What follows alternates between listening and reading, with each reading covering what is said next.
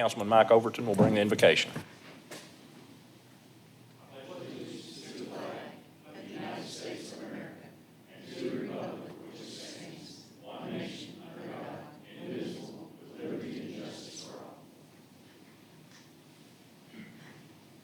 Let us pray. Dear God, thank you for another beautiful day. Thank you for the opportunity to live in the most wonderful country in the world. Thank you for the opportunity to serve this city. Be with us now as we deliberate, and always keep in mind that our goal is to provide the best possible service to our citizens, and also provide us with the patience to endure the endurable at the end of the meeting.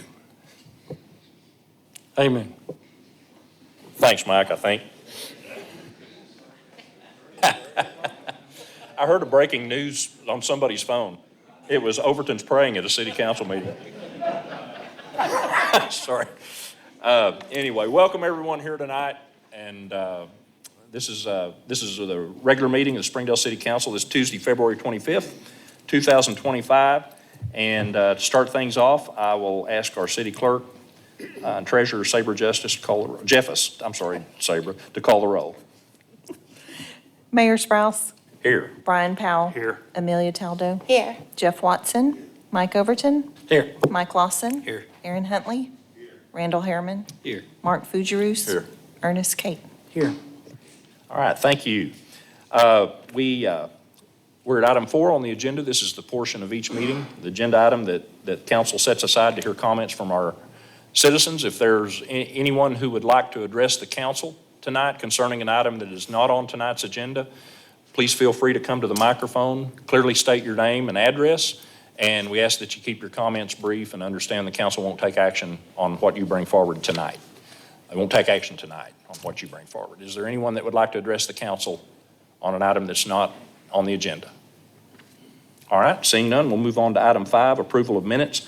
Council, you've had access to the minutes for a bit. If there are no additions or changes, I'd entertain a motion to approve them as presented. So moved. Second. Got a motion, a second, to approve the minutes as presented. All those in favor, please say aye. Aye. All opposed, same sign. Thank you. And now our procedural motions. What's your pleasure? I move for both A and B. Second. All right, we have a motion and a second for both A and B on the procedural motions. Roll call, please. Or, I'm sorry, here we go. Call for the vote.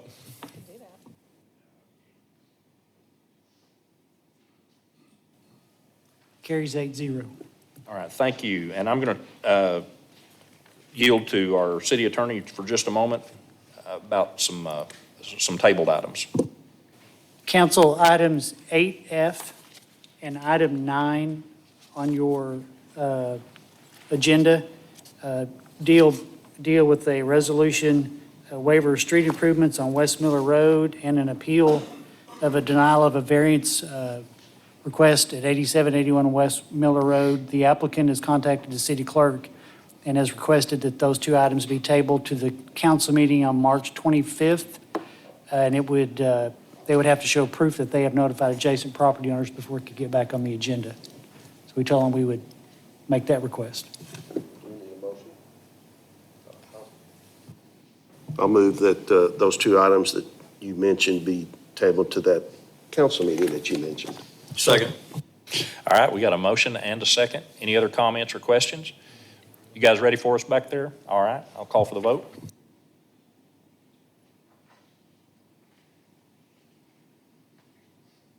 Tabled 8-0.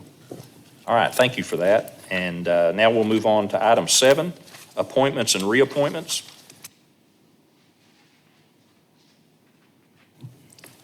Item 7A is a resolution reappointing J. Max Van Hoos to the Springdale Water and Sewer Commission. Move resolution pass. Second. Okay, we have a motion and a second to approve the resolution. J. Max would have been here tonight, but he is out of town on a business trip. And so I appreciate his willingness to do this and stay on the Water and Sewer Commission for another term. Any other questions or comments before we vote? All right, call for the vote.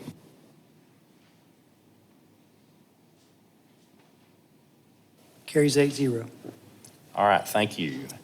And now, our Planning Commission report and recommendation by Patsy Christie, Director of Planning and Community Development. Patsy? The first item is a rezoning request for 3.17 acres located at 2969. Okay, let's see if, it's turned on.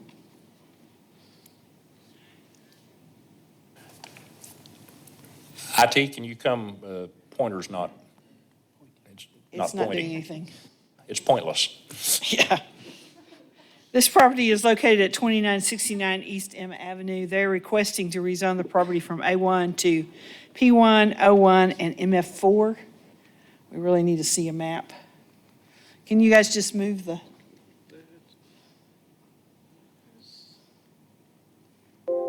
Okay, I didn't hold my tongue right? Thank Okay. y'all. All right, Okay, so- start again, Patsy, please. Okay, this property is located at 2969 East Emma Avenue. The property is currently zoned A1, and they are requesting to zone it into 3 different types of zone. A P1 zone for a church to be built, which is outlined in the blue up there. The red area is the O1, and it has an existing structure on it they want to be in an office. And the property on the other side of the road, they want to rezone to MF4. The Planning Commission reviewed this request and recommends approval of the rezoning request. The title of the ordinance reads, an ordinance amending ordinance number 3307, the same being the zoning ordinance of the city of Springdale, Arkansas, and the plat pertaining thereto by rezoning certain lands located at 2969 East Emma from Agricultural District A1 to Institutional District P1, Neighborhood Office District O1, and Low Medium Density Multifamily Residential District MF4 within Springdale, Arkansas, and declaring an emergency. All right, Move the ordinance be adopted.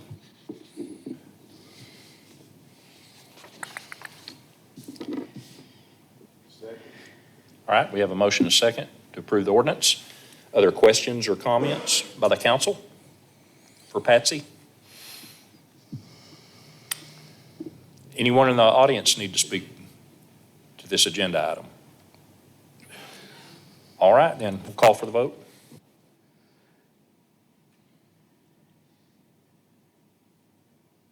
Carries 8-0. Emergency clause be adopted. Second.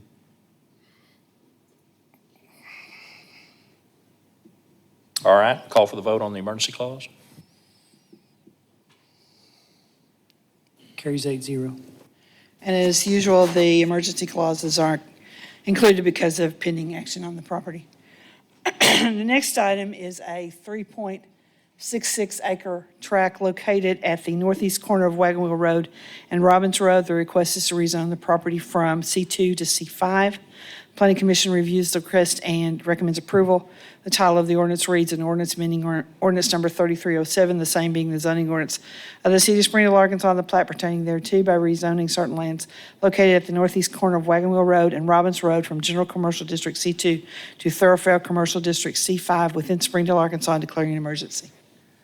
So Patsy, I have a question. On the road to the west of that Robbins Road, so what can be done to assure that there's not truck traffic going through there that would be for that business? Is there anything, signage or anything could be done with that? Well, it wouldn't be a designated truck route because it's not a designated truck route, but a truck could make deliveries there, be able to come out onto it, come to Wagon Wheel and go back and forth. But they wouldn't be authorized to go any further than whatever driveways are allowed on Robbins Avenue. Well, just like anybody trying to make a left-hand turn or back to the east out of there would be having trouble doing that. And I can see them going up and around to hit Chief Brewer Road to be able to avoid that. So I'm trying to figure out a way to do that because I've had some neighbors talk to me about that.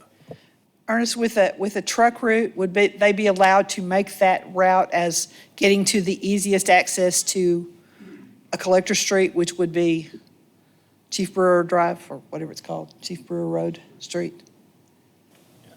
Well, it depends on where are you talking about they're making the delivery to, Mark? Going north right there on Robbins. Yeah, into the business, but to avoid coming back out and having to head east on wagon wheel, they would go back and around to, quit having trouble with that traffic there. You mean use Graham Road to get to? And there's going to be times of the day when it's going to be hard to come out there and turn left because of the traffic. It's not going to be all the time, but there are a couple of times during the day that could be a possibility. Well, right next door to it, we're going to have fire trucks that need to do that. Yeah. Of course, they have lights and sirens, so that makes it a little easier. It's a little bit easier to go out when you can flip the lights and Yeah, siren yeah. on than, when you're coming out through there, yeah.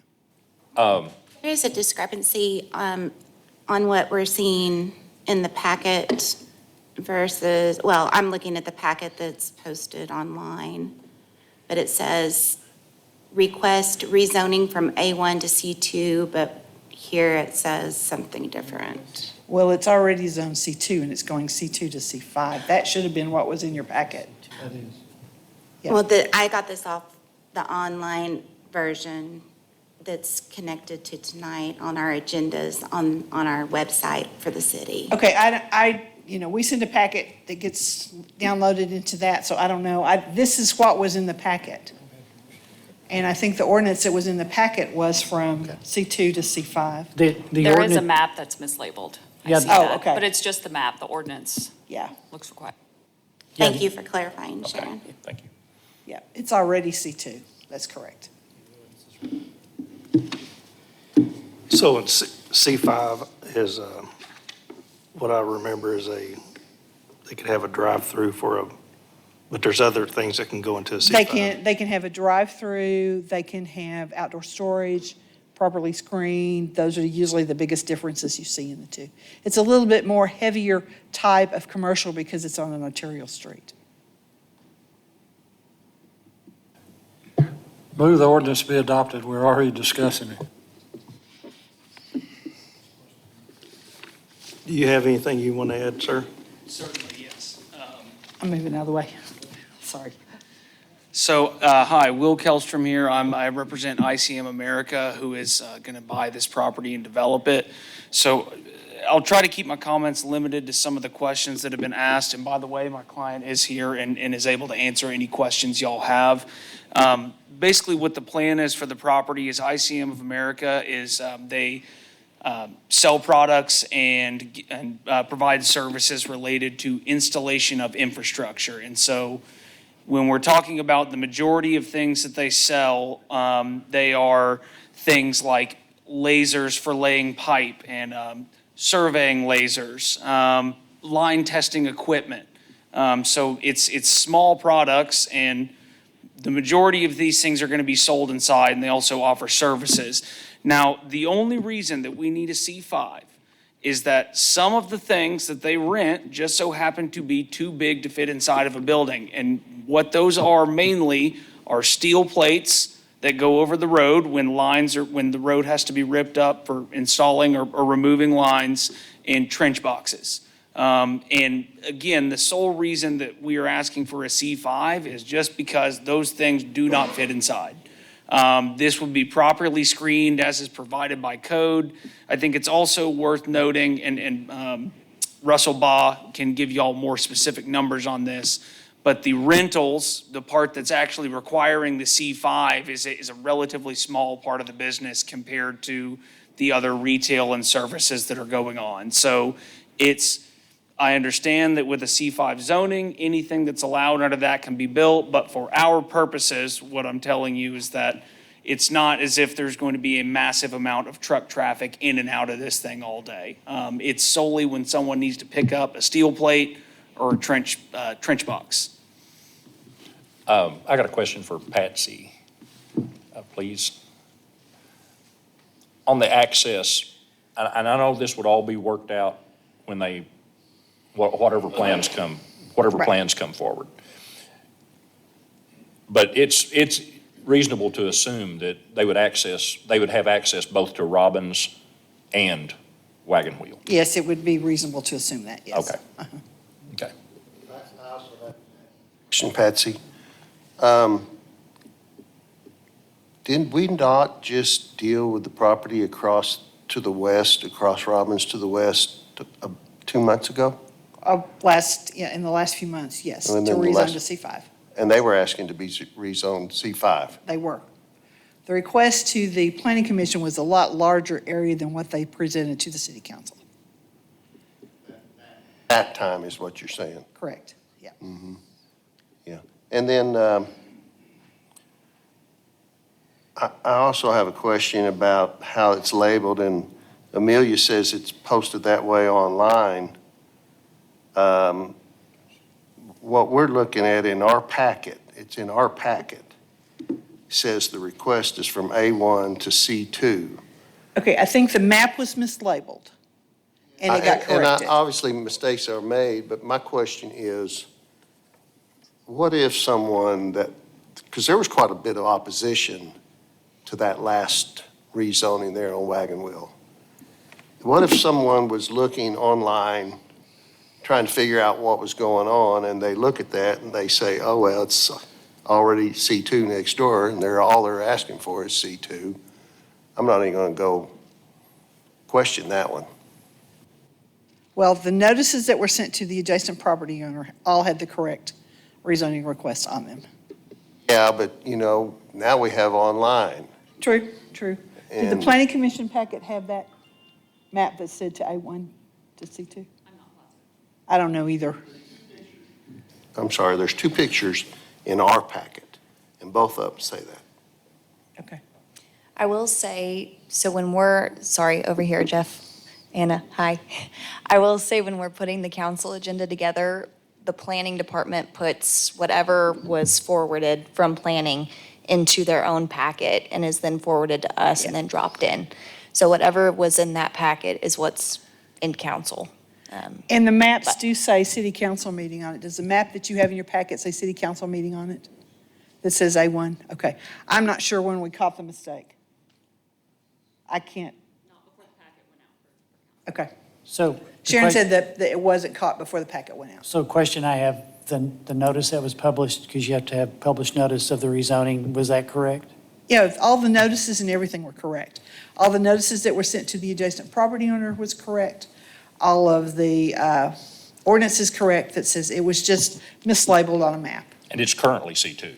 It's currently C2, yes. And it came that way. I believe it was was it one of those that came from Bethel Heights and was, Right. yeah. I mean, it was That we transferred. converted Yeah. to a like zoning. Yeah. Yeah. Yeah. What was the vote unanimous? The vote was 7-2. 7-2 at 7-2, Planning Commission? yes. Okay, in favor. Yes. We still don't have a second. So what's your pleasure, council?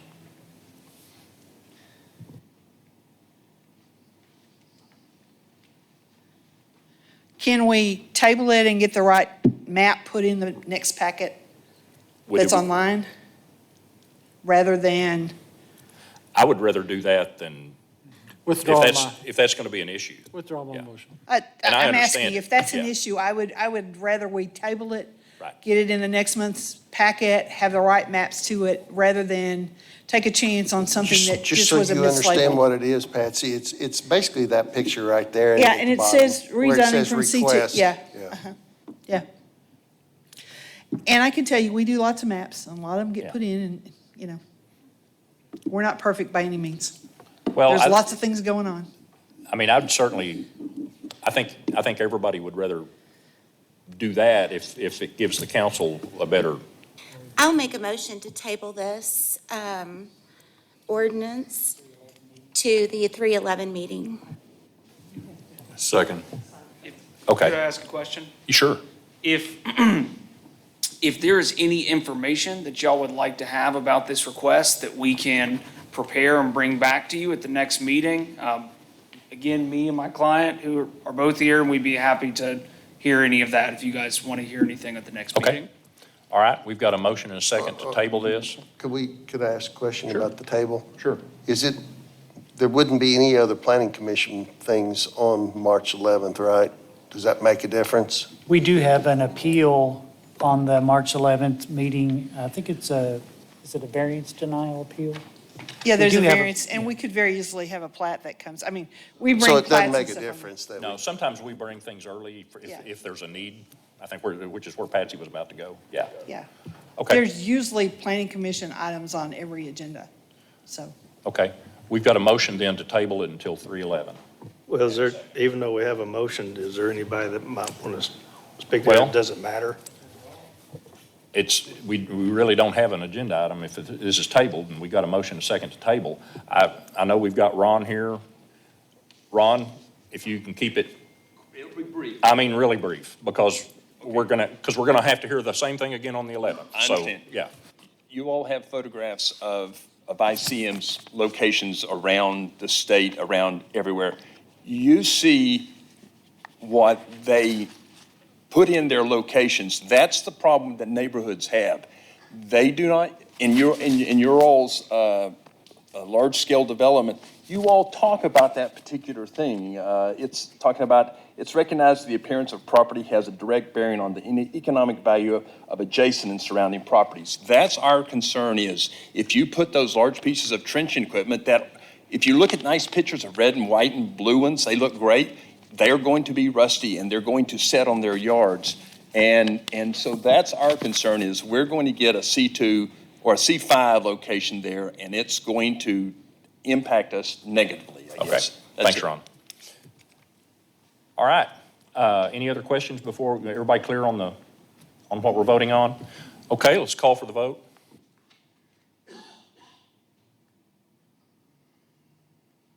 Carries 8-0. All right, and just for IT, that was to table, okay? Which is a little different than what we got up there. Everybody clear on that? Thank you all. Okay, Patsy? The next item is to rezone .35 acres located at 1056 North Monitor Road from A1 to SF2. Planning Commission reviewed this request, recommends approval. The title of the ordinance reads, an ordinance amending ordinance number 3307, the same being the zoning ordinance of the city of Springdale, Arkansas, and the plat pertaining thereto by rezoning certain lands located at 1056 North Monitor Road from Agricultural District A1 to Low Medium Density Single Family Residential District SF2 within Springdale, Arkansas, declaring an emergency. Move the ordinance pass. Second. Okay, we have a motion and a second to approve the ordinance. Any other questions or comments from the council? Anyone in the audience? Okay, I'll call for the vote.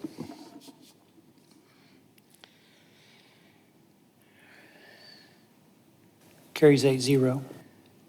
Move the emergency clause be adopted. Second. Okay, call for the vote on the emergency clause.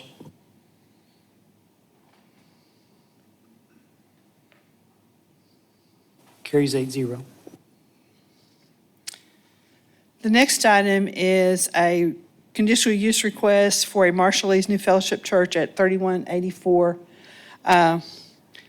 North Thompson. The Planning Commission reviewed this conditional use request and recommends approval with the following conditions. Modifications to the building compliant with the adopted code of ordinances outlined by the building department, and that will include a grease interceptor, is that what I call it? Okay. Hours of operation for services are limited to Saturday 10 a.m. to 12 p.m. and Sunday 10 a.m. to 8 p.m. The 16 parking spaces are required to be striped, including the ADA spot. The shared parking agreement allows for 2 of the 18 required parking spaces to be shared at Community Auto Sales directly south at 3112 North Thompson Street. Must observe the provisions of the city's adopted noise standards and meet all building and fire code provisions. All that additional work is being done by the landlord. Or the church. That's an arrangement they have to make between the two of them. I make a motion the resolution pass. And second question, are they still having services there now without this work being done and approved? They've been having services there for quite some time. Several years, if I remember correctly. Second. There we go. Thank you. I thought Fujirus was seconding it when he said second question. But any other questions? Sure, We got- I'll ask another Okay. question. The property that we're actually given the conditional use for, is that the one that the building's on? Or does it Yes. also include the building or the parcel to the south? That It's the appears to be a same owner drive. that has the parcel to the south.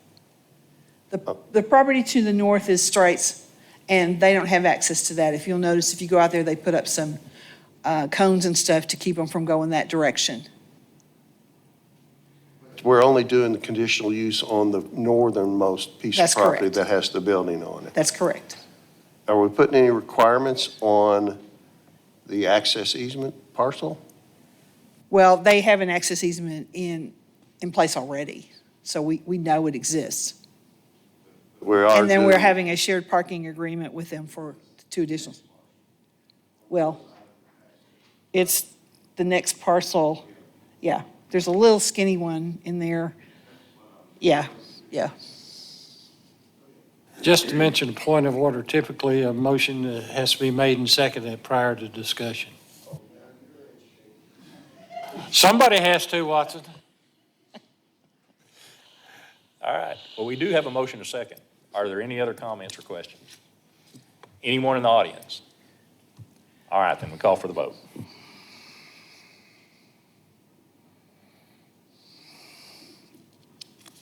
Carrie 7-1. Did you know Roberts back then, or? Roberts? You went to school with him. All right. The next item is a Give me a request. copy. The next item is a request for a food truck as a use unit 44 located at 275 East Robinson Avenue. Planning Commission reviewed this request and recommends approval with the following conditions. May not operate between the hours of 10 p.m. and 7 a.m. No obstruction of parking spaces required for the operation of any other use on the site. Maintain on the site a minimum of 3 parking spaces designated for their use. If a health certificate is required, display the health certificate in a manner visible to customers. No obstruction of pedestrian or motor vehicle traffic flow. No obstruction of traffic signals or regulatory signs. No vending upon a public way. No sound any device that produces a loud and raucous noise in violation of city ordinance or violate any other city ordinances in connection with the vending operation. Keep vending sites clean and free of paper or refuse of any kind generated from the operation of their business. All trash or debris accumulating within 20 feet of any vending stand, collect and deposit into a trash container.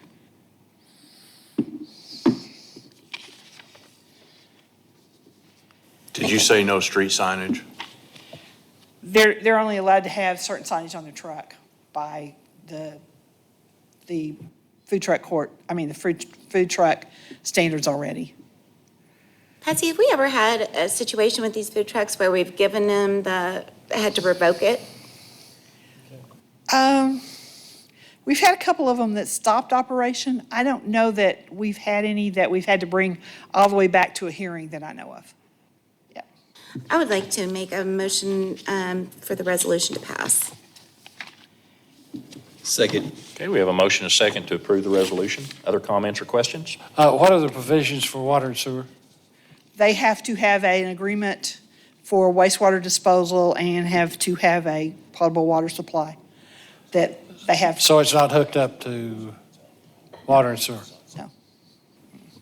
So the potable water, would that be a Department of Health? Those, they have to have a health certificate that gets that done, and then we Okay. have to have an agreement where they're taking the wastewater so that we know the gray water is being disposed of correctly. Right, okay. And they can get an arrangement with Springdale Water, or there's a couple of other companies that come in and drain the tanks and take them other places. Okay. Yeah. And do we have issues with signs? We've had some that they put up some temporary signs out in the way and had some trouble with some of those that I'm aware of. Not permanent signage that I know of. So they're allowed to use temporary signs? Of a certain size. You know, you can't put up a temporary And that's on flashing- their property? Can they put it outside of their property, No, located on it has to be the contained highway or in the anything area like that? where the food truck is. Gotcha. Thank you, Patsy. Everybody, if there are no more questions, anybody in the audience? Okay, if there are no more questions, then I'll call for the vote.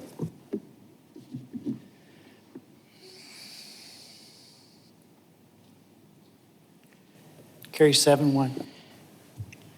All right, and Patsy, F has been tabled, right? Yeah, but I have one more after that. Oh, do you? Okay, Yes. you got another one? Okay. The last item is a resolution requesting a waiver of street improvements, drainage, curbs, gutters, and sidewalks in connection with a parking lot expansion for Reliable Poultry. Planning Commission reviewed this request and recommends approval or to grant the waiver, which would be option one. The title of the resolution reads, "A resolution approving a waiver of street improvements, drainage, curbs, gutter, sidewalks, and streetlights as set forth in ordinance number 3725 to reliable poultry parking expansion in connection with a non-large-scale development." Can you point out exactly where the variance is looking for on and why we're doing that? Well, they are asking not to have to widen the sidewalk out or to widen the street out because the master street plan, I believe, shows this for a wider street. And at the recommendation of engineering, it's to accept what we've got at that location. Yeah, it'd be a There's pretty already a short. sidewalk? The sidewalk is there, yes, there's a sidewalk there. Yeah. It's just not as wide as if we were improving the street. And the street's not as wide as it shows on the master street plan, but this is just a small section that wouldn't make a lot of sense. Right. They would dedicate the additional right-of-way, so if we decided to widen the street out somewhere in the future, we don't have to buy the right-of-way, but we are not requiring them to make that small area. Move the resolution be adopted, option one. Second. Okay, we have a motion and a second to adopt the resolution, option one. Any other questions or comments? Anyone in the audience? Okay, we'll call for the vote.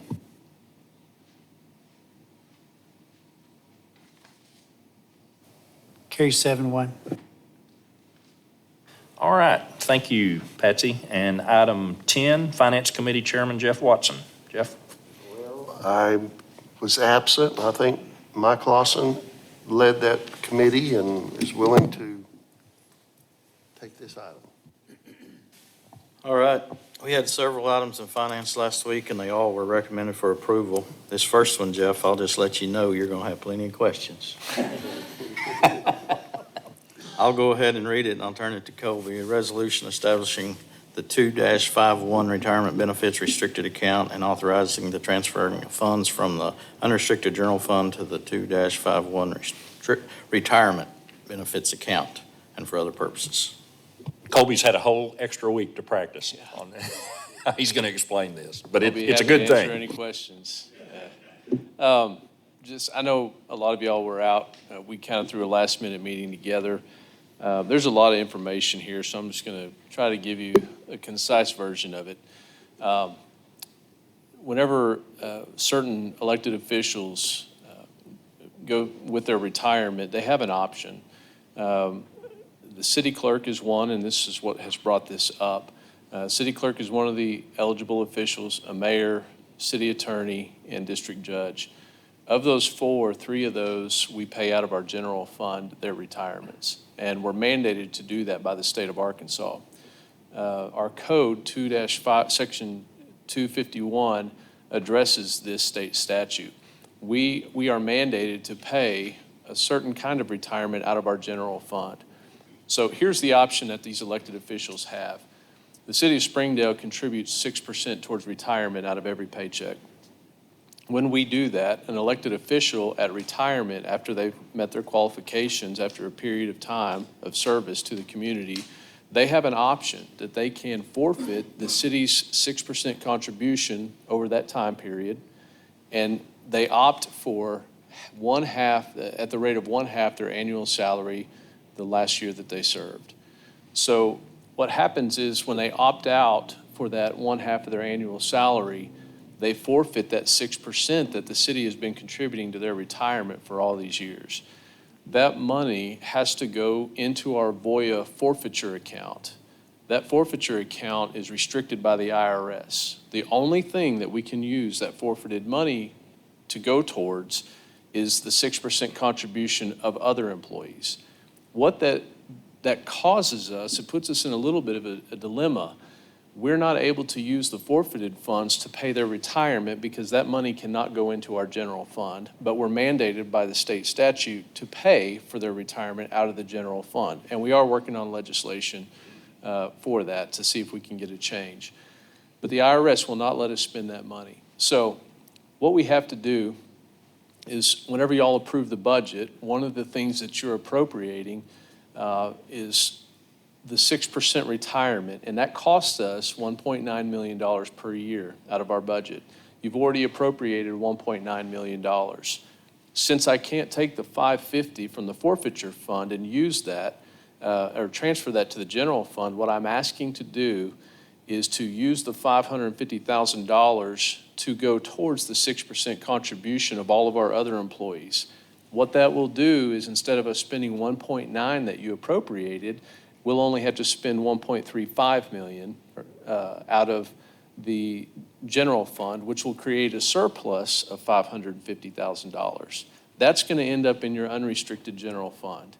So what I'm asking the council to do is take $550,000, and this is an amount based on a recent retirement that we had, and somebody is forfeiting their 6%. That $550,000, what I'm asking the council to do is to create a restricted fund within our general fund. If you'll remember, we have 9 funds that operate outside of the general fund, and within the general fund, we have several restricted accounts like Act 833, park set aside, forfeiture, drug seizure money. There's all kinds of restricted accounts. What I'm asking you to do is take $550 out of your unrestricted general fund and place that into the 251 retirement fund.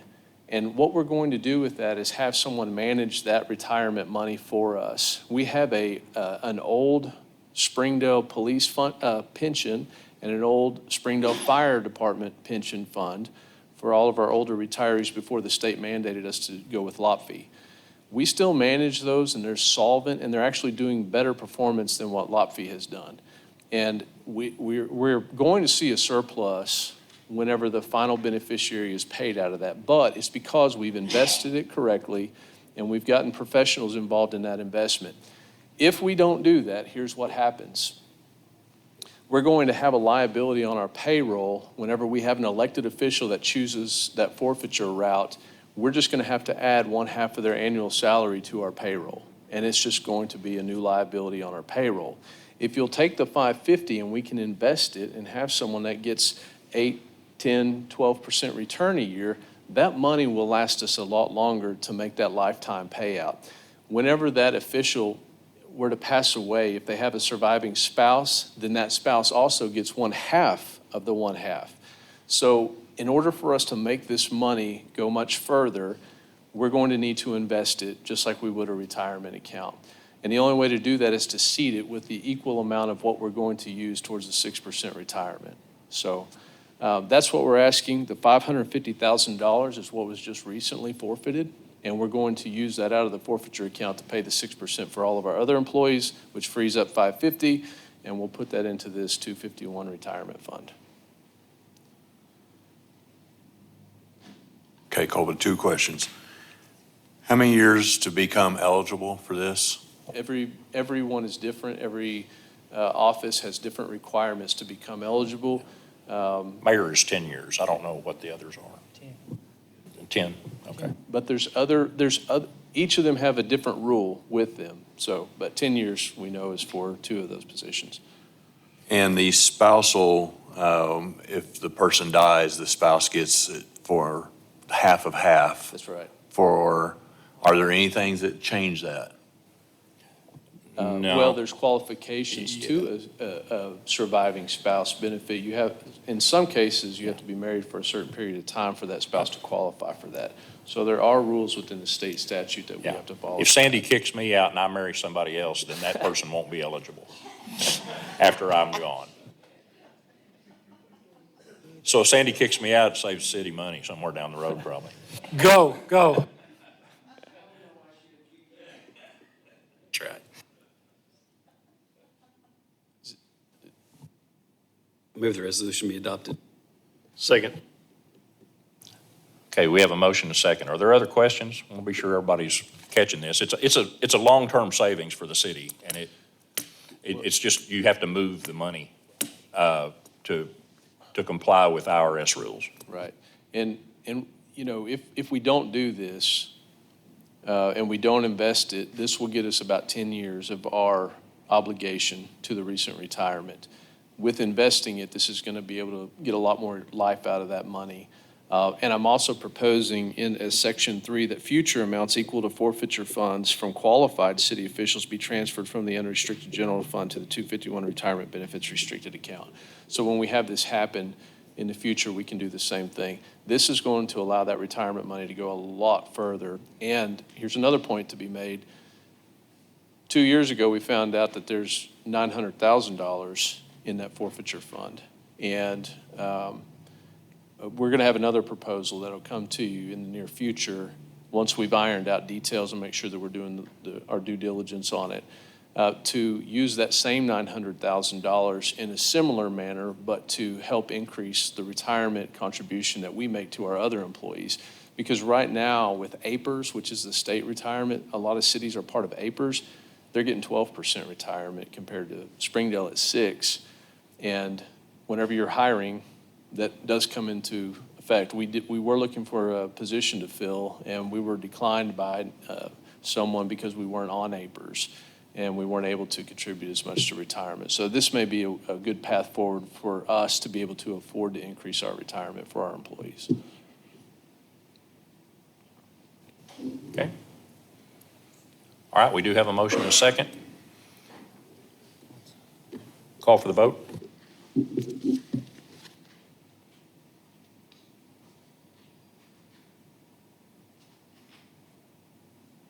Carries 8-0.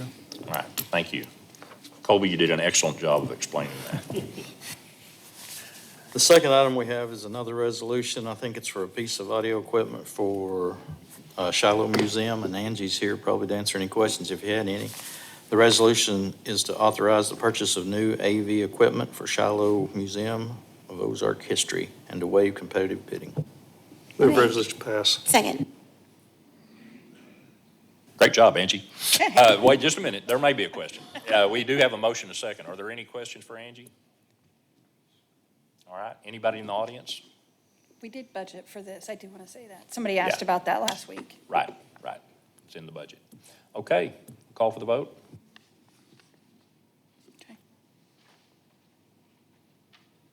Carries 8-0. All right, thank you. Go ahead, Mike. Next, Sorry. we have a resolution to purchase a safe for Sabra. I guess we've never had one, and she's found the need for one. So I'll go ahead and read it. If you've got questions for Sabra, I'll let her answer. A resolution authorizing the purchase of a safe for Springdale City Clerk's office. Move the resolution be adopted. Second. Okay, we do have a motion and a second. Any questions or comments? Cigar boxes have lasted for the last 70 years. I think risk management and we got someone from a banking background that really noticed some things that we need to do. So I appreciate her bringing this forward. We have a motion and a second. Any other questions or comments?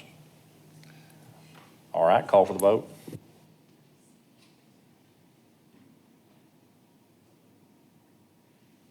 Carries 8-0.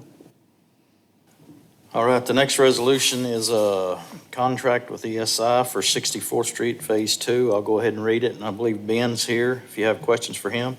A resolution authorizing the execution of engineering services contract for 64th Street Phase 2, project number 23 BPS3.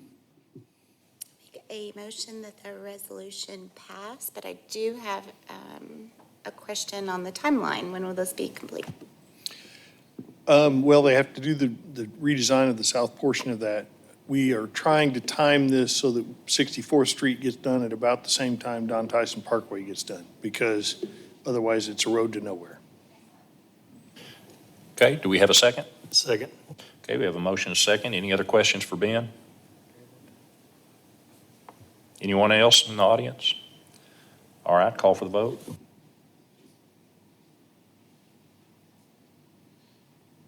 Carries 8-0.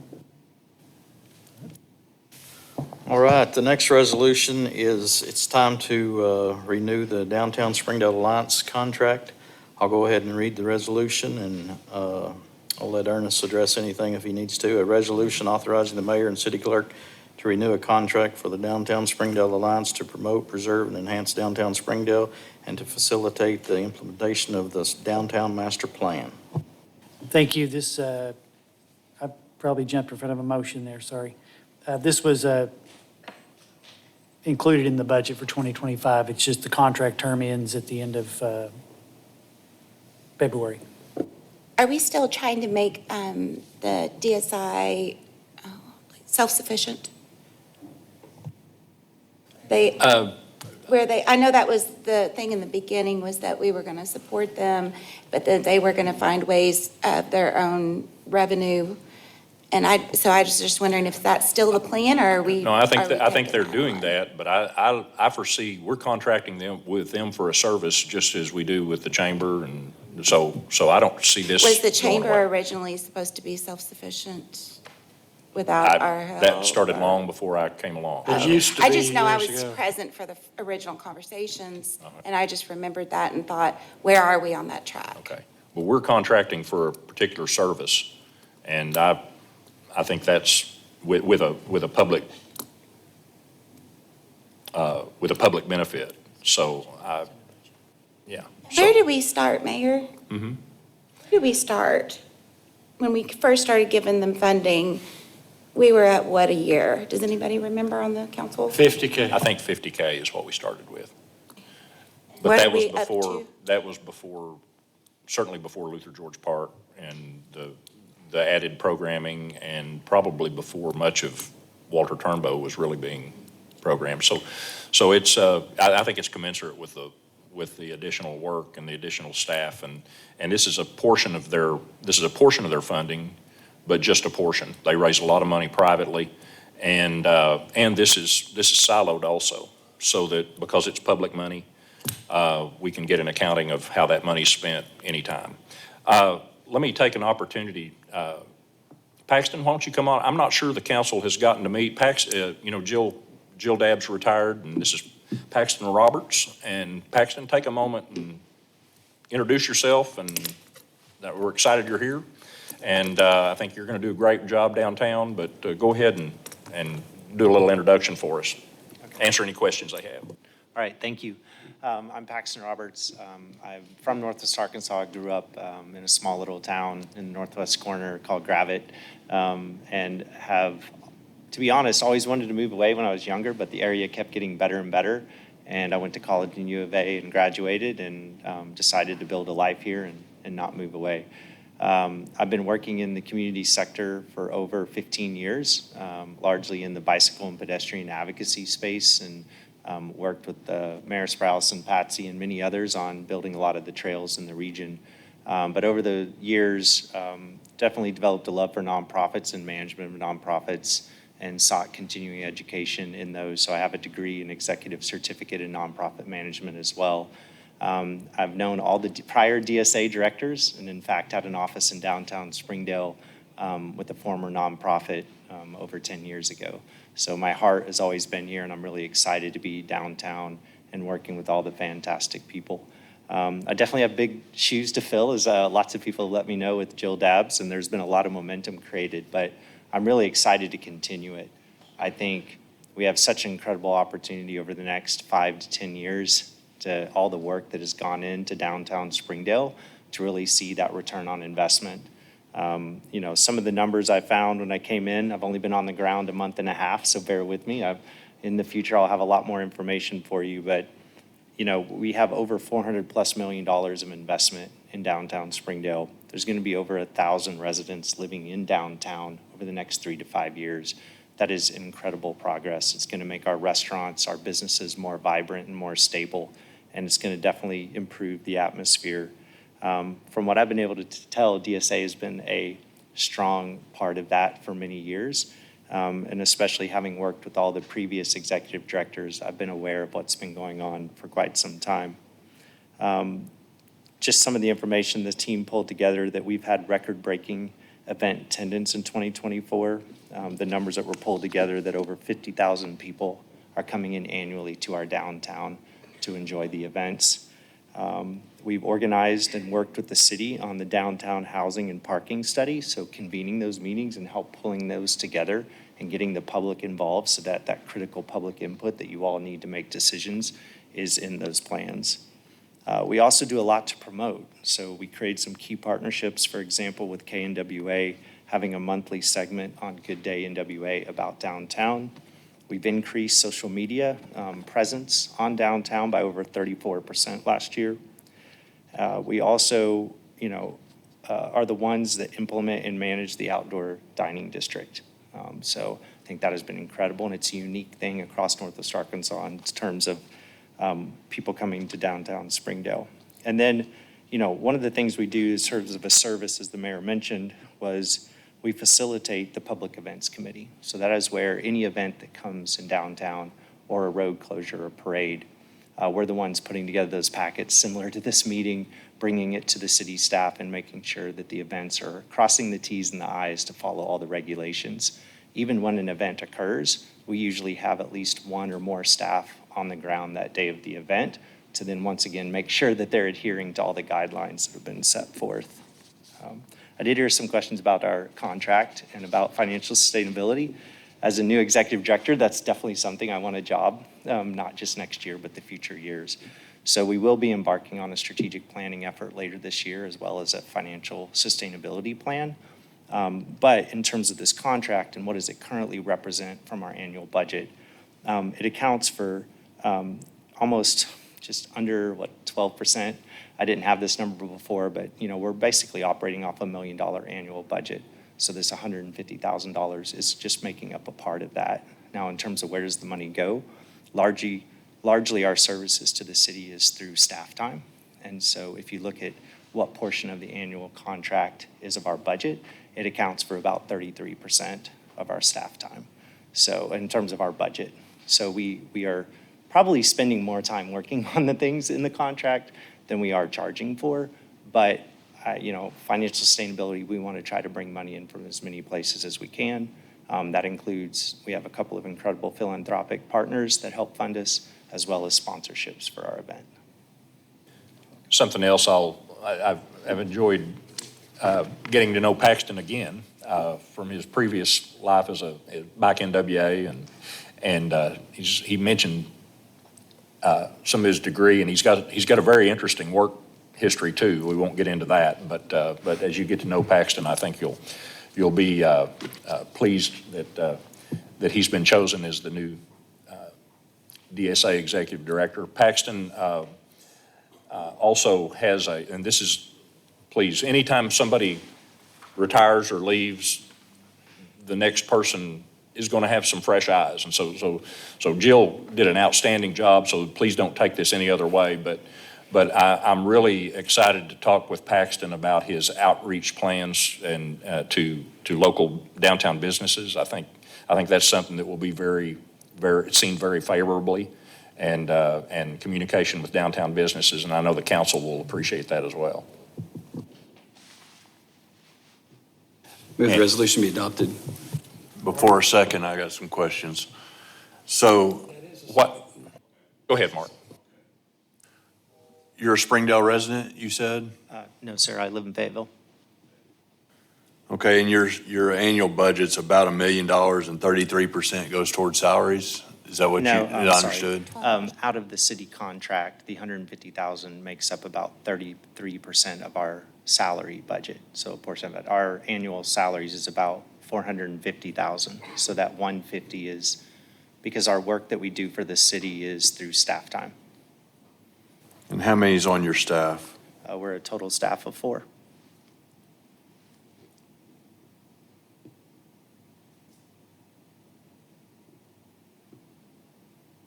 So what is the total pay out for the 4 staff members?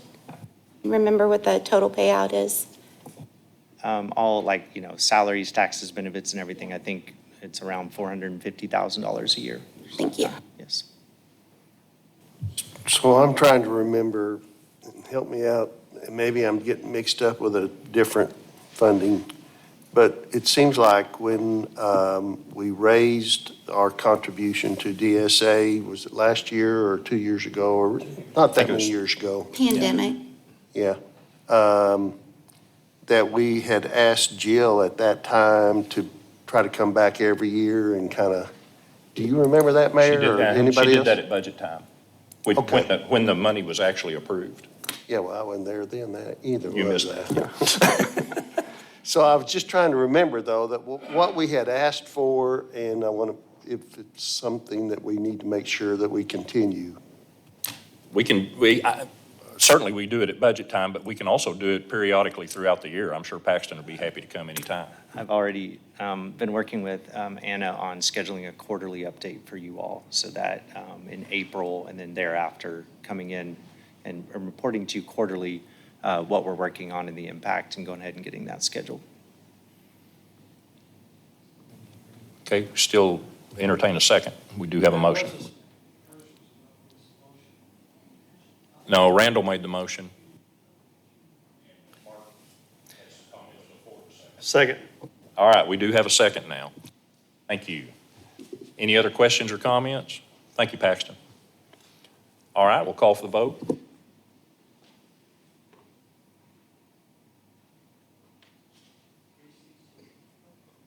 Carries 6-2. Okay, thank you. And thank you, Sandy, for being here also, who chair of our DSA board. Thank you. All right. Mike, turn it back to you. All right, we had the next resolution is eliminating some positions and creating some new ones, and I think some of them are pertaining to grade. I'll let Colby explain. First, I'll read the resolution. A resolution authorizing the creation of new positions and eliminating certain positions. Yeah, in the budget that y'all approved, there was an appropriation for 4 lead dispatch positions. The police chief felt like we might need to make some changes moving forward with this. It's actually going to be to reduce the budget by the appropriation by those 4 positions, but add 4 new dispatcher positions. There is a leadership structure in place where we feel like we don't need the lead positions. The lead positions are a grade 21. They start at a step 1 at $50,423, and it goes all the way up to $75,635. The dispatcher position started at grade 18. The pay range is $44,142 and goes up to $66,213. So this would be, if you average the 4 positions out, and I don't know the steps of whoever we hire, based on their experience, we don't know if they'll start at a step 1 or not. But if you're looking at an average, you're going to save about $14,000 by doing this.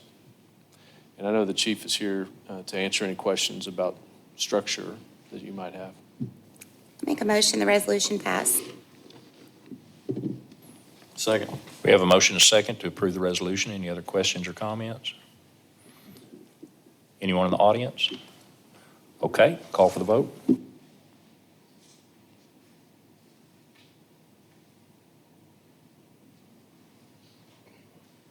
Carries 8-0. All right, the last resolution we have under finance is a resolution amending resolution number 57-24 for the Pride Trail Study, and I'll let Ernest address that. Thank you. On May 14th last year, council passed resolution 57-24, which appropriated funds for the Pride Trail Study in the amount of $122,649. That's the amount that was listed in the resolution that was on the agenda, that was in the packet. However, after the meeting, an incorrect version of the resolution actually got signed and put into the minutes. It had a different amount. It had $25,000. So this would correct that resolution to reflect the correct amount, Which is the 24,529.80. which is the $122,649. Yeah, but the city's share. I'm reading this. 20% share of 24,529.80.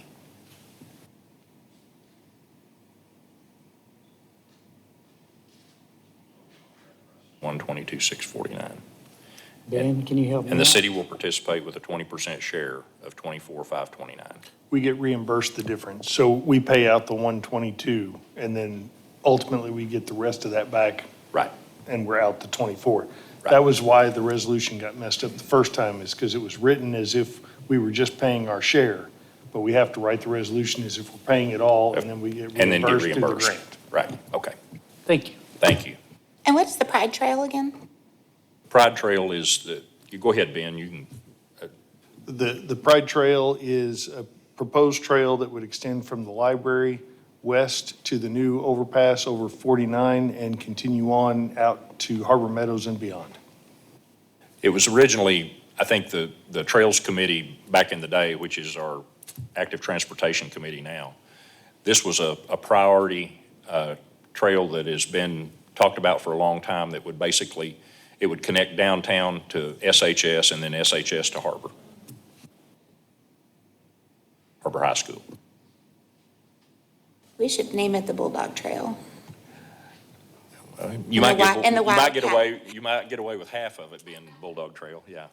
Depends on which direction you're heading, I guess. Yeah, it's actually the Pride of Springdale Trail. We just keep shortening it as we talk about it. And we did get a motion just now? Move resolution pass. Okay, thank you, Brian. Second. We did get a second? Thank you. Any other discussion or comments? Anyone in the audience? Okay, call for the vote. Carries 8-0. We'll make sure the right version gets put in the minutes this time. I just personal privilege, I like Pride of Springdale Trail better than just Pride Trail. Thank you. All right, item 11, Ordinance Committee, and that's also Mike Lawson. Mike? Thank you, Mayor. We had one item before us last week. I'll let Sabra address it. I'll go ahead and read the ordinance. It's about, it's pertaining to various ways to make payments electronically that she's come across. So an ordinance establishing electronic fund payment system for various payments in compliance with the Arkansas Legislative Audit Information Best Practices and authorizing written policies and procedures for the same and declaring an emergency. Yes, the city clerk's office would like to start making payments electronically mostly for federal and state taxes and utility payments. This will expedite and allow more timely payments. We've had some issues with the Postal Service recently, and I just want to make sure we get our bills paid on time. We would establish a clearing account for these funds. We would not be having funds come out of the main account. So Cody and I will come up with some policies and procedures we'll cap how much can go through there on a daily basis, so it's not compromised. I'll make a motion that the ordinance pass. Second. Okay, we have a motion and a second. Any other comments or questions? Anyone in the audience? All right, call for the vote.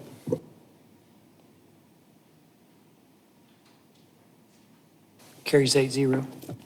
This does have an emergency clause. Move the emergency clause be adopted. Second. Okay, we have a motion and a second on the emergency clause. Call for the vote. Carries 8-0.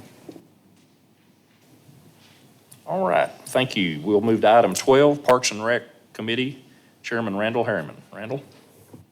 All right, we'll open up Parks and Rec. We have two items on this agenda. The first, item A, is a resolution authorizing the execution of a professional service agreement for master planning for the Springdale Parks and Recreation.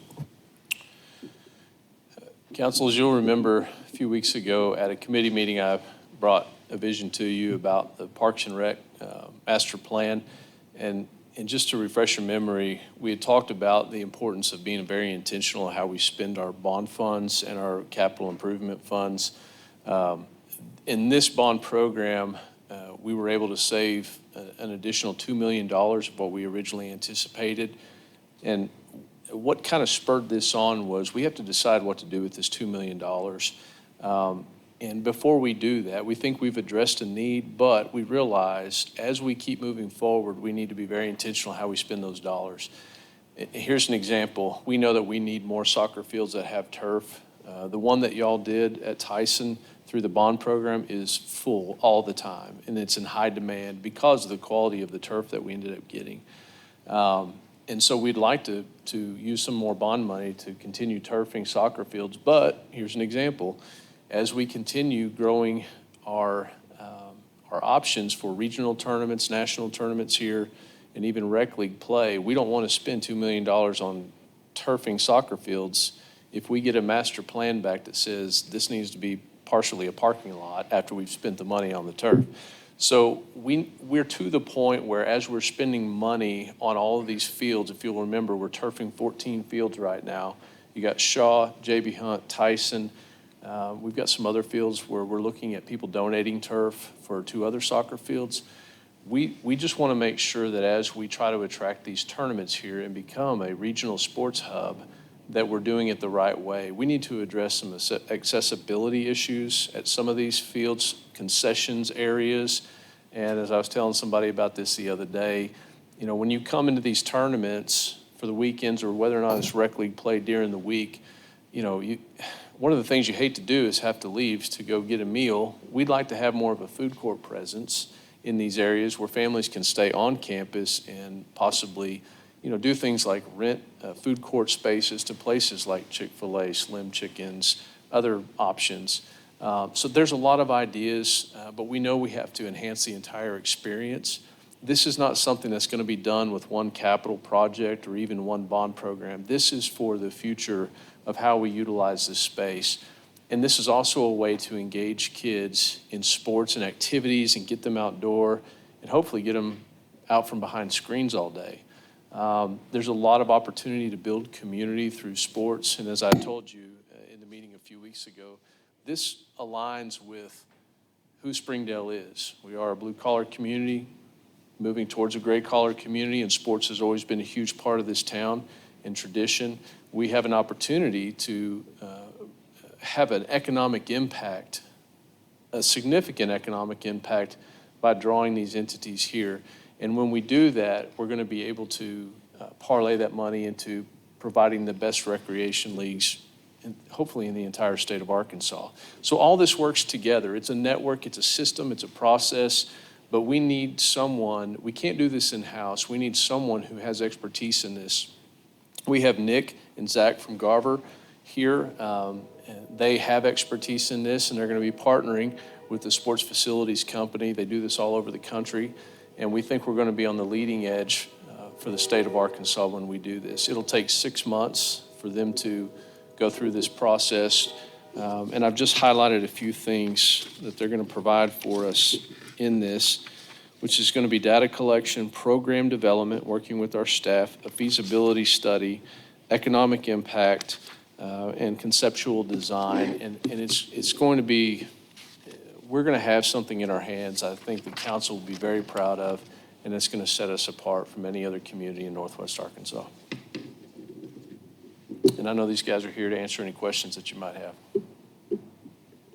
Move resolution pass. Second. Got a motion, a second to approve the resolution. Other questions or comments? Excited about this deal. Thanks, Colby. Call for the vote.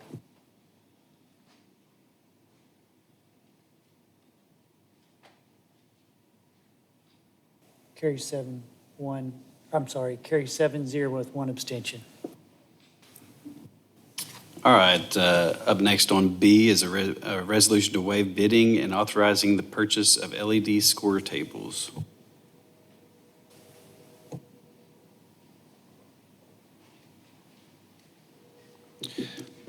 This is a resolution that we brought to the committee to consider. If you'll remember, whenever we did our negotiations for the turf for our Parks and Rec portion of the bond, we got to our final negotiation. Prices were similar between 2 companies. One company came in with the lowest price, but they also gave us $100,000 to buy score tables for the Parks and Rec Center. So that was part of our negotiation. They've already given us that money, and so it will reflect in this resolution that the source of the funds are from the general fund. It's because we already have the $100,000. So when we were looking at pricing on this, we had 3 companies that had given us prices on this, and I do apologize because I thought I picked up that piece of paper with it. I do know the price on this one is $94,933.75, but here was what really helped us make this decision. They've also offered to give us 2 scoreboards for the indoor soccer area within the Parks and Rec Department, on top of of the other 6 scores tables. And Anna, do you have the price on the other 2? I do. The other 2, one was approximately $87,000, and the other one was about $92,000, but it did not include any of the additional perks or installation or anything like that. So I think we're getting a good deal with this one. And plus, this does include the 2 soccer scoreboards, but I know that didn't have cup holders in them, the wiring to it, or covers for these tables, and so we felt like this was the best deal for us. Resolution passed. Second. Motion and second to approve the resolution. Any other questions or comments? What are the score tables for? This is for the 6 courts at Parks and Rec. Usually we have tables that are sitting there, they're older tables. This is going to be like at the Razorback game, you'll see the LED on the front where you can run advertising, you can put the score of the game on it, and it's all LED on the front. We'll have cup holders in there for the people running, and these will be done through either phones or iPads. The scores will update through there. It's just going to make it look so much better there when we host tournaments. And instead of, I know we have the big scoreboards, those old ones that you used to see, static boards. And this is just going to give it a whole new polished look in the rec center. And this was all, like I said, this was all a donation through our other negotiations. Any other questions, comments? Anybody in the audience? All right, call for the vote.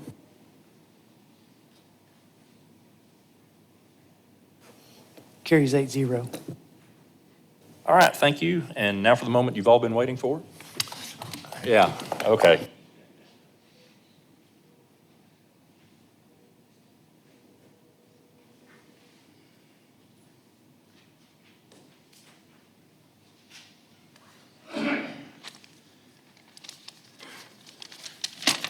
One sheet, but it's an outline.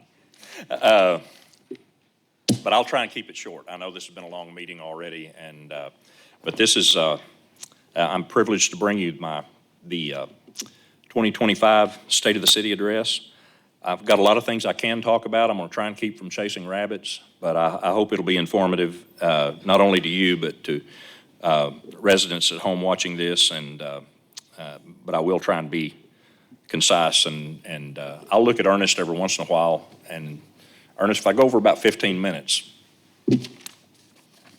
let me know in the most subtle way you can. First of all, I'm going to start with some really good news that you may not be aware of. We just got the numbers, I believe yesterday, on the sales tax for, it would have been collected in December. We had our largest sales tax month in history. I think over 2.3 million, and that's an increase over December of 2023 of 9.6%. So a good increase. We're still cautious. I know that I've had some conversations with one of you that has a business here in Springdale, and the first couple of weeks in February were not good. I think there are a lot of reasons for that. That we'll need to continue to watch with, but hopefully that straightens out and we'll stay on the right side of increases. And but February was an excellent report, an excellent month. That's our biggest increase year over year in a while, and so we hope that continues. We're about a year and a half into our 2023 bond issue. A lot of projects going on. I'm going to do a little different tonight. I'm not going to hit all those projects. Y'all are aware of what's going on, aware of those projects, and I'll be happy to answer after this any questions on any of them. But just to hit a couple, Senior Center is going along very well. We've found some real cost savings there. It's going to be at least within budget, if not under budget, and the completion is a few months away. It will be on time. Fire Station 10 is about to begin. We've got all the things in line about that pretty well. Several park improvement projects that Colby outlined, the majority of those improvements for this year with this bond issue have been field improvements, those 14 fields. And as he said, we've got a little money left over, but I'll hit on that Parks Master Plan in just a minute. But thank you for passing that and approving that. Road projects are ongoing out of our general fund, not out of the bond issue. We have done a few things. The relocation of Station 4 that is well underway on Huntsville Avenue, just west of Central Junior High School. That's as I said, that's well underway. We also received for that project an additional $700,000 from the state of Arkansas, from the governor's office, so that we could keep the training facility that we had hoped to have at that station in that project. So that's great news. And that was coming out of our general fund. We were able to do that in large part because of we were able to free up money with our ARPA funds. So that was very beneficial and a good move for everybody.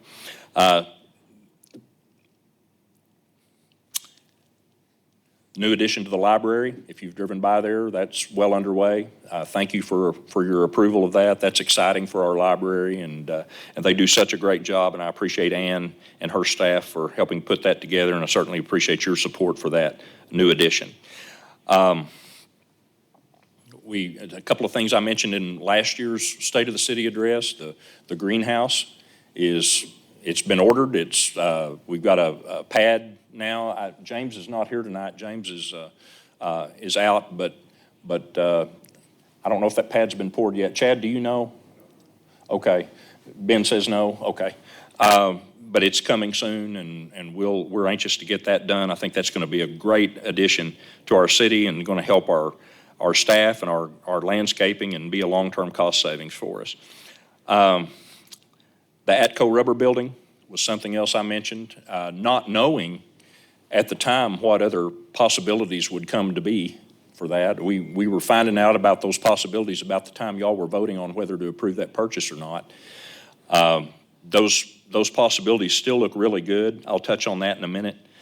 But I appreciate the council's support on both of those projects that we talked about last year coming out of our general fund. We have certainly more development going on in our overlay district. Very exciting out there with the Chipotle's coming soon and other retail and restaurant space out in that area. Teslar continues I think it's a 3-story building that's going up out there on Apple Road. And the council also, y'all were presented a great opportunity to partner with the developer to improve Apple Road and with the city's contribution, and that was a great move, and that will continue to move forward out there. You've seen the addition to Arkansas Children's Northwest, almost doubling their space. Huge deal, and it's coming right along. Also, we know that, I don't have a date, but I know that UAMS is back on track across Watkins to the south from Arkansas Children's, and huge project there that's going to be a great addition out there. We've got continued downtown development. Went to a groundbreaking less than 2 weeks ago for Via Emma, and got a great looking chrome shovel out of the deal with Via Emma plaque on it. It's going to be, do we know how many units? Do you remember right offhand how many units that is? It's a townhomes? Okay, around 120. And overlooking between Emma Avenue and Luther George Park, the old Layman's store site. And it's currently under construction now. Retail spaces on the bottom, I think 6 retail spaces. I'm not sure, but that's what I remember. And then about 120 units. So it's going to be a great addition downtown, and that's part of those several residents that Paxton was talking about that will continue to be coming to downtown Springdale. There's a couple of road projects that I want to mention in downtown Springdale that will be part of the current bond issue.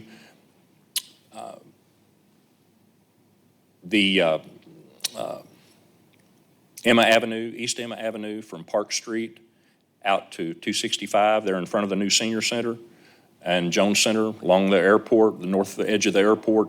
That will continue. Is that under design, Ben? Under design. That will dovetail with certainly the senior center, the improvements there. It will add street parking to East Emma, which, and I want to talk about parking in just a second, but that'll be a great project for us. Also, Shiloh Street from Maple Avenue all the way north, actually north of Huntsville to the bridge, I believe, near Bluff Cemetery. That will be a streetscape improvement, streetscape improvement, and that will, Shiloh is slated to be one of the big entrances, one of the major entrances to our downtown as we continue to grow down here.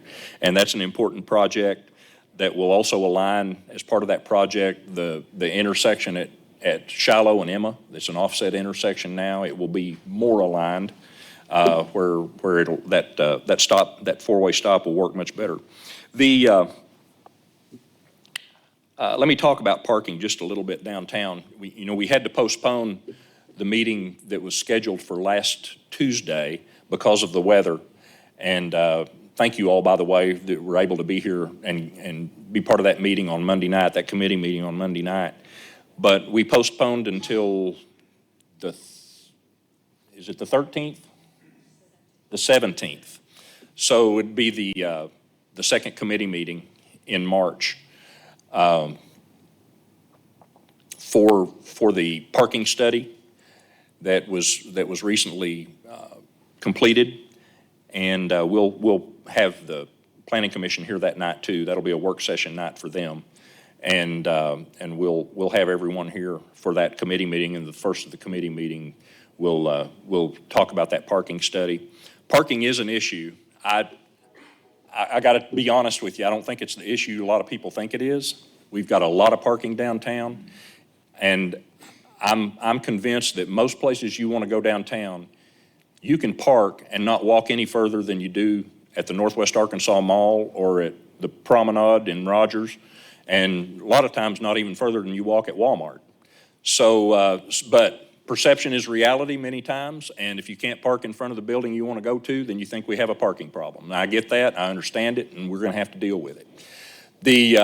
We do have some things in the works. First of all, the additional parking on East Emma will be very beneficial, the on-street parking. How many spots, Ben? I'm putting you on the spot here. Over 100. Yeah, I think it's like 135. Okay. Of course, we're adding parking across the street as part of this Mill Street Park project. Also, that will be really convenient parking downtown. We're looking at adding spots on Meadow. Meadow's a very wide street, and we can add a lot of spots along Meadow and do some things there with basically paint that will help a lot, add more parking. The West Emma, eventually, I don't know if it'll be, it's probably the last of the projects I'm talking about, but adding parking along West Emma from Shiloh west to Thompson. That's also a very wide street, and I believe we can add significant parking there. So we're doing some things in the short term that will really help address parking where there is a problem. There's also another thing, it's not ready for prime time yet, but I know that Ben's been working on a project that we may be bringing to you.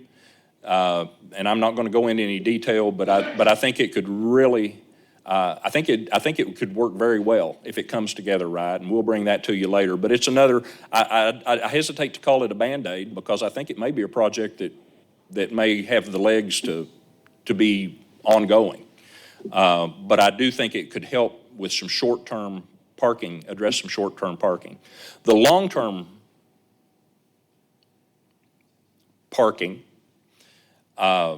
is going to include some parking structures, just has to. But keep in mind, those aren't always convenient either. We're identifying locations for possible parking structures in the future. They're expensive. They're very expensive to build. We're talking already with some private entities that we may be able to put together some public-private partnerships. It'll be something new for us, and it'll be a learning curve for all of us. But if it creates public parking downtown, I think it's something that we really need to take a look at and see if we can make it work. So more to come on that, but know that I want the public to know also that we are looking at addressing long-term parking needs, and they will be parking structures. Keeping in mind, to my earlier point, any place you put a parking structure, no matter how well positioned it is, still going to involve a walk, right? So, but it's going to be needed, and we're going to address that, and we hope to bring you some ideas pretty soon on maybe the first location or two of that possibility. All right. So I want to talk for just a second about the Air National Guard. We're still waiting. It's not a surprise that we're waiting. We were told from the very beginning it would be March or April. It would be sometime this spring before they made a definite decision. We do believe we're very well positioned, but we don't have that commitment yet. Once we've got that commitment, then we've got some more work to do, because we've got to secure funding for renovations that'll need to be and improvements that'll need to be done. We've already had Garver look at that, and it's not cheap. And Colby and Anna actually are meeting this week, aren't you? With Garver, and we're going to see how that, try and separate, as we say, from needs to wants, the needs from the wants. And so we have a good number. We'll be going to DC. I'll be going for the NLC Congressional Cities Conference that happens every winter, every March, early March. I'll be going a week from, actually leaving a week from Friday. Some of our staff is also going because they have set up meetings with Merchant McIntyre, our lobbyist our lobbying firm that we have engaged with, that y'all have approved the contract for. And they're going to be working on funding opportunities. So we're ready to go if the Guard chooses Springdale. We're also meeting with Senator Bozeman's staff and Congressman Womack's staff. We hope to get a meeting with Senator Cotton's staff as well. We think there's going to be a lot of momentum for this project if Springdale is chosen. And we're gonna meet with the state. We're gonna get every bit of help we can. So we'll bring you a good plan that makes a lot of sense for Springdale, both economically and look, I just think this fits Springdale, and I think the feedback we've heard from our residents and from our council, they agree. We're a blue collar moving to a gray collar. That's a good way to put it, Colby. But we do support our law enforcement. We support our military. And if we can get a benefit from that as well, jobs and job training and some things that could really come together on that site, or near that site in our downtown, that's a real positive for us. And so stay tuned, and we'll let you know as soon as we know anything else, and then how we'll move forward. I'm going to say something else just to kind of plant a flag. I want to get you thinking about it. One of the projects that we're doing, and we hope to do the first phase, the initial phase of this road project with this bond issue, but it depends on certain things and working with RDOT and getting some approvals through RDOT. But the first phase of County Line Road, which is being designed from Lowell Road on the east side, westward to about half mile west of Thompson. There'll need to be a signalized intersection there at County Line Road and Thompson. And that would be the initial phase, but subsequent phases, I don't know whether it'll be 2 more phases or 3 more phases, but it'll be a big project. But it could really mean a lot to Springdale. So it may spread out over 2 or 3 more bond issues. So it may not be me beyond phase 1. But this would eventually run County Line Road all the way from, improved all the way from Lowell Road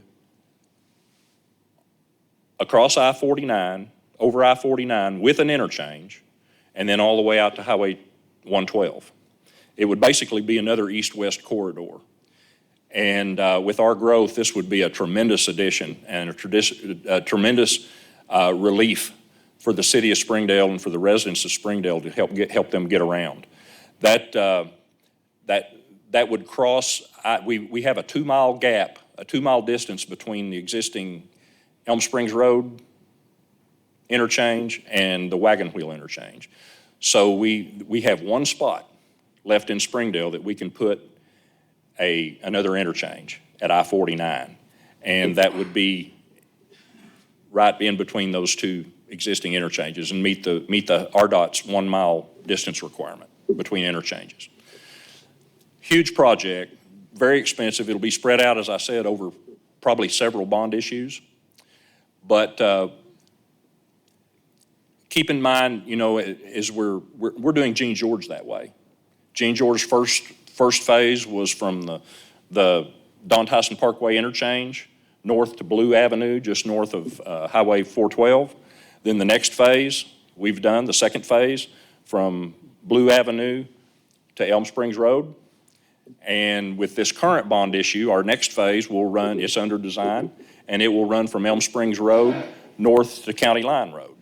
So someday you'll have a Gene George, you'll have the roundabout there, that'll already be there, but that's where the future County Line Road will come in. What I want to present to you tonight is something I want you to think about. I've talked with a couple of you about it and seemed very supportive of the idea. I've also talked with the family about this, not my family, but the family that I'm about to bring up. Jerry Van Hoos, when he was mayor, he spent 10 years, served 10 years as mayor of Springdale. And he had, a lot of great things Jerry oversaw and did while he was mayor. Arvest Ballpark, one example. But I really believe his legacy and what he's going to be most remembered for are those 3 east-west corridors: Wagon Wheel Road, Huntsville, and Don Tyson Parkway. Changed the traffic patterns in Springdale for the future. And when a lot of people said it wasn't needed, he did what was necessary, our staff did what was necessary, and our voters did what was necessary to approve the funds to build those 3 corridors. And what would we do without them now? I think it would be fitting and appropriate, starting with the first project we do, whenever we're able to do it, whether it's out of this bond issue or the next one, but the first phase, starting with the first phase, naming that for Jerry Van Hoos. I think, and then someday, there would be a Jerry Van Hoos, there would be a Van Hoos interchange at I-49. I think that's appropriate. I think that's a fitting tribute to the work he did as mayor and the contribution he made. And I hope nothing official we need to do tonight. I just wanted to get it on your radar. I think, and I know it's important, it's most of it would be new road. And we would rename the portions as we do them, just like we've done Gene George.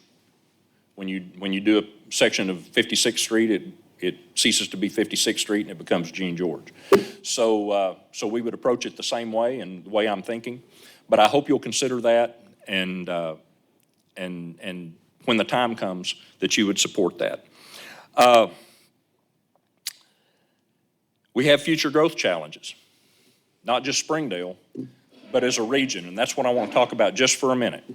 Was that clearing of the throat saying oh, okay.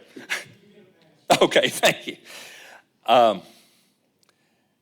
There are certain issues facing Northwest Arkansas, and the cities in Northwest Arkansas, both large and small, that no one city will be able to address. They're going to have to be faced regionally. And it will be incumbent on this council, this city and this council, to strongly consider those types of participations when they come forward. I don't know if it'll be this coming year. I don't know if it'll be 2 years from now. I marvel at how hard, I know how hard it is just to get a piece of right-of-way for a street. But when I think of the 50s and 60s when Beaver Lake was formed, you know, Joe Steele gets a lot of credit. He wasn't the only one, but he was a very important part of getting that done. There were others. Mike, they're probably people you taught in Sunday school. Just kidding. But that was when you think about the vision of asking people and securing the funding to condemn acres and acres and acres of farmland for a lake, a reservoir, that the average citizen in Springdale and in Northwest Arkansas didn't think we needed. That's a huge task and a huge accomplishment.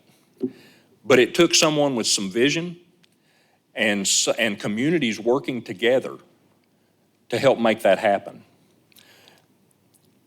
You could say that you could make the same argument about the airport. There were a few council members on this council who were asked to vote in support of at the time, Northwest Arkansas Regional Airport, which is now Northwest Arkansas National Airport. Where would we be without those projects? Certainly without, you know how many, countless wars have been fought throughout human history over water.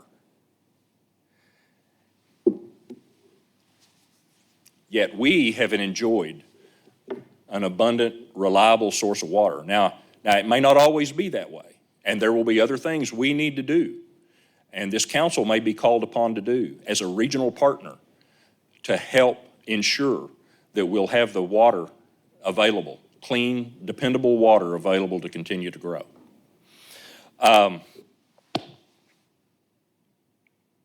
Stormwater. You know, stormwater, is that not an issue we hear about a lot? Every time a new development is proposed, we hear about how's the stormwater going to be dealt with?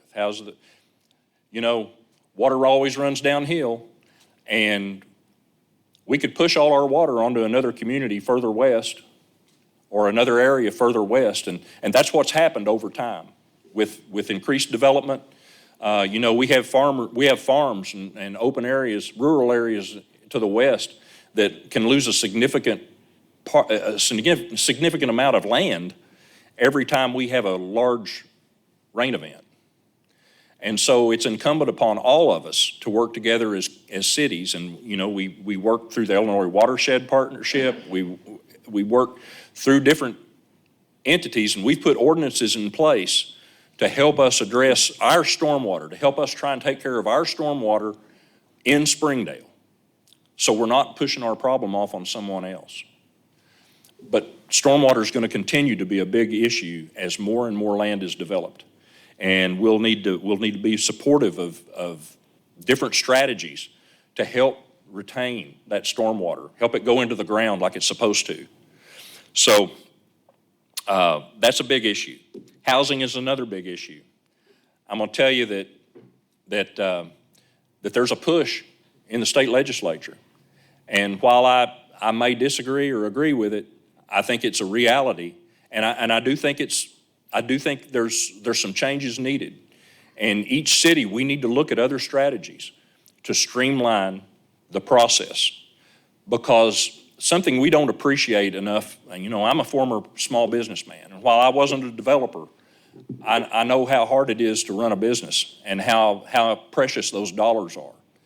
And sometimes I think we don't appreciate, and I'm not just talking about Springdale, I think cities, they lose sight sometimes of the treasure and investment and the difficulty it is for developers they're putting their life on the line, And we can make a decision like that that may seem insignificant to us, but it could be thousands and thousands of dollars to a potential business owner or developer. And we need to take those decisions very, very seriously. And we need to look at other ways. We need to be imaginative and look at other ways that processes can be streamlined. Not that we haven't been doing that. We try that all the time, and we always look at ways, but I think we need to be even more intentional about how we run our processes. And when we lengthen the timeline on a project, it's the same as taking money out of their pockets and making that project less doable, okay? Less feasible. So I hope you'll join me in that effort, and I know it sounds easier than it is, because we've got to protect, y'all are great about protecting the surrounding property owners, and their property rights are just as important as the one who bought property and is developing it. So I get that. But we need to figure out a way and continue to look at ways that we can streamline our processes and shorten the timeline for people who have a loan at the bank that are needing to make payments on that loan until they can get their project done. Now, transportation. And RDOT has always been a great partner. Absolutely. But, and I don't think I'm saying anything out of school here when I say they're looking at their processes too, and they need to. I mean, Northwest Arkansas is growing so fast. We just finally, and we're thankful for this, we're super thankful that RDOT has come up with another $100 million and another $40 million is being raised privately to help fund the last leg of 640, of the Springdale Northern Bypass, from Highway 265 out to Sonora. We're so thankful for that. But when you think about the importance of that project, I mean, 412 runs across the top third of the state of Arkansas. It's the east-west route and a future interstate. And in Springdale, you gotta zig and zag and do all kinds of things to get through it. It's not good for Springdale, and it's not good for those traveling through Springdale. But as important as that project is, and as thankful as we are that it's finally slated to get done here in a few years, it took almost 30 years. When we're talking about a north-south corridor west of Highway 112, and probably in the area of Arkansas 59, when we're talking about other important regional projects, we can't wait 30 years anymore. We just can't. And so when I became mayor and really got involved in the Arkansas Municipal League, I got a lot of questions from people around the state saying, how did Northwest Arkansas, how do y'all work together so well? How do you get these projects done? And my answer is pretty easy. We didn't have a choice, because for years, everything emanated out of Little Rock. The funding was all controlled out of Little Rock. It still is. But Little Rock has recognized, and the legislature and the powers that be and RDOT have recognized that where the growth is where the money needs to be put to a large extent. Now but you can't abandon the rest of the state. So some funding models have to change, and there have to be more imaginative and flexible ways to finance new road construction, or we're never going to stay caught up, or even close to caught up. So please know that we're going to work with RDOT any way we can, and we're going to try and push them, but there will be things asked of us too, and other cities.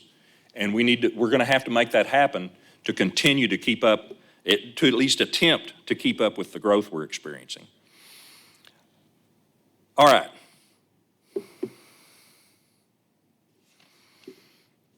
I'll talk just a second. I'm about done, I promise. But it's time for some generational change. I'm an old dude, and I really considered this a lot before I ran again. Some of you will know I've talked with several staff members and several in the community, and some of you when I just didn't know whether I was going to run one more time or not. I decided to do it, and I'm glad I did. But there's a time coming when we need newer ideas. We need fresh eyes. I'll tell you, that something that bothers me, you know, to not be contested 4 times as I start my 5th term. Personally, that's great. But I can't honestly say that is a positive message from Springdale. We've got to have younger leaders who are ready to step up and at least have an interest to serve. And we've got to foster that somewhere. I don't have an answer. I don't know what that answer is. But we've got to encourage that. It's not good. It's not good for Springdale that a mayor and half the council don't even have an opponent. It's good for us individually, and but I'm torn on that because I don't really think in the grand scheme of things, it's what we need to see. I hope you hear my heart on that and understand. And you'll say, that's easy for a guy who's not going to run again to say, and I guess it is. But I said it, in fairness, I said it to a lot of groups when I was trying to decide whether to run or not, that Springdale we should have more young leaders stepping up and getting involved.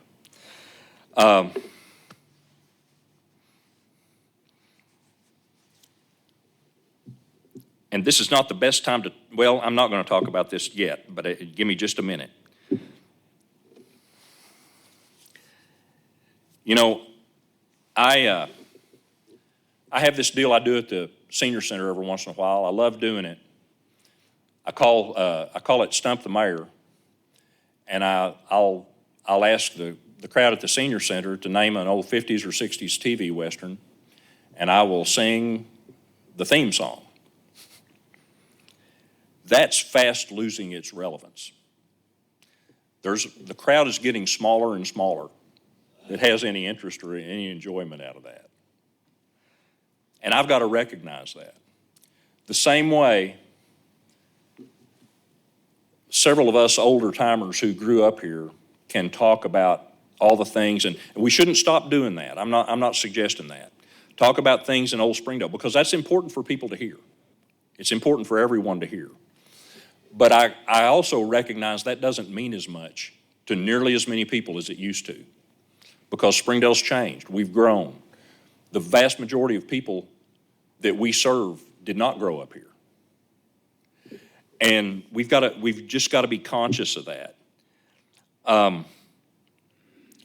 And I look back on my raising in Springdale as such a blessing. My family moved here when I was 8 years old. I just turned 8 years old, starting the 2nd grade at Westwood. And I'll never have anything but great memories.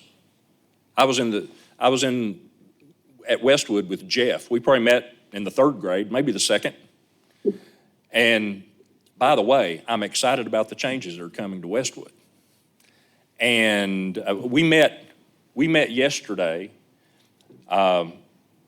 myself, Colby, Anna, Ben, over at the chamber, in a meeting that the chamber put together, I appreciate that from Bill, with Dr. Cleveland and some of his staff from the school district, with Joe Lloyd, the new director of the Jones Center, which I want Joe to come and talk with y'all. You're going to love him. I'm really excited about the direction the Jones Center is going to be going. And with Paxton, who was here earlier, with the DSA. And we just talked. We spent about 3 hours yesterday afternoon, just talked about what each group is doing so that we could better coordinate. And just sometimes it's just good to hear what others are doing so you've got it in your mind. When we deal with building roads and other infrastructure, and we need to know what others are doing. I really enjoyed what the schools were doing. I also thought of that a lot when Colby was talking about, which you approved tonight, the park master plan. We learned about offerings the Jones Center's talking about. We know the schools district has many facilities that are only used a portion of the time. It may be, Colby, that I'm sure part of this Parks Master Plan will be having them talk with the school district, representatives of the school district, and also the Jones Center, and see what other possibilities there are with MOUs. There may be other ways to serve our community as we partner that won't necessarily take money out of a bond issue, or not much. So I'm excited about that, and that was such a good meeting yesterday, and I just wanted to take a minute and let you know that happened. But I look back on Springdale and growing up and with fond memories. And I love talking about the good old days, even though they probably, if I went back there, they weren't as good as I remember them. We remember the better things, the better parts of the good old days. But what I've got to keep in mind, and I hope you will too, is that there's always somebody making their good old days. Right now, these kiddos in school, these young families, they're making their good old days right now. And we owe it to them to make theirs as good as what I enjoyed. And I know you share that too. So anyway, lastly, I got to talk for just a second about Patsy. Patsy and I met about a week and a half ago, and Patsy has submitted her resignation. She believes that's time. If you look at me funny, like this is a surprise, I'm going to know you don't read your email. But Patsy's resignation will be effective March 31st. I'm not about to delve in today to all she has done. It's not going to be a surprise to any of you and how important she has been to the city of Springdale. It's a place she loves, and I know at the appropriate time, she'll take an opportunity to talk about that. But that's going to be a big hole to fill. And it's not, I'm excited about Sharon.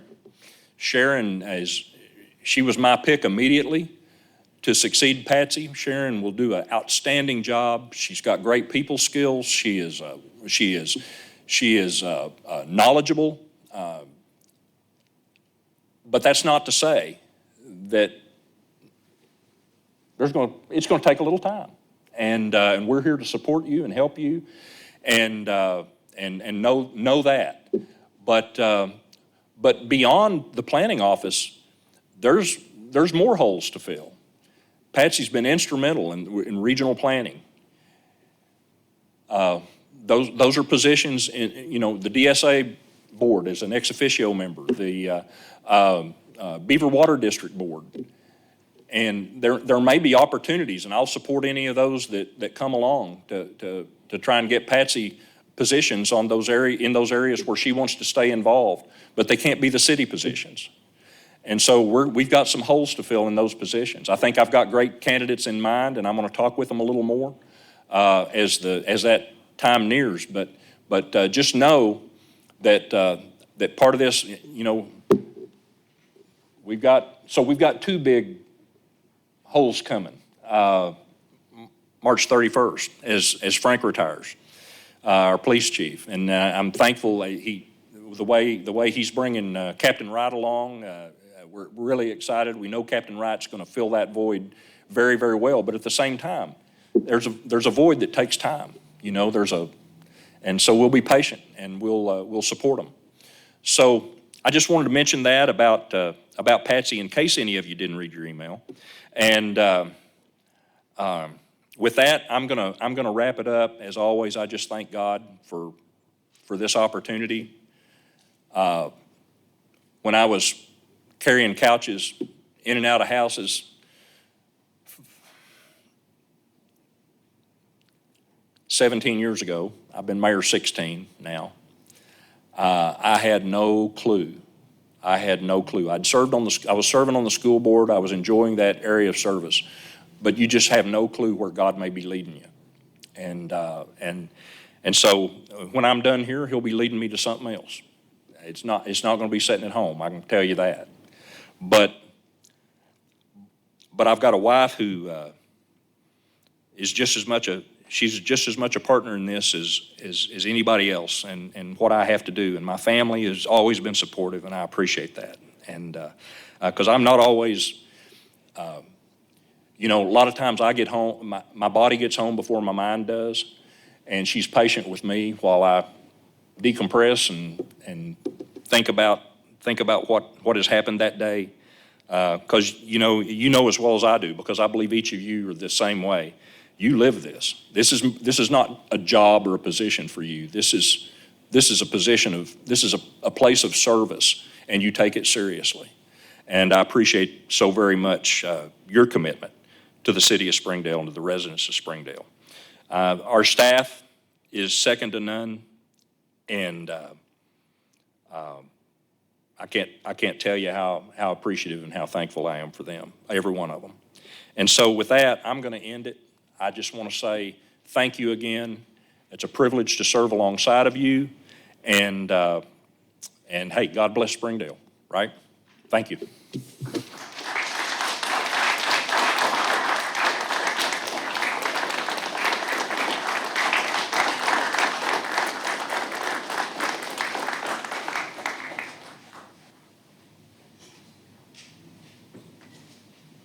I'm not going to ask how long that took. Somebody will tell me, I'm sure.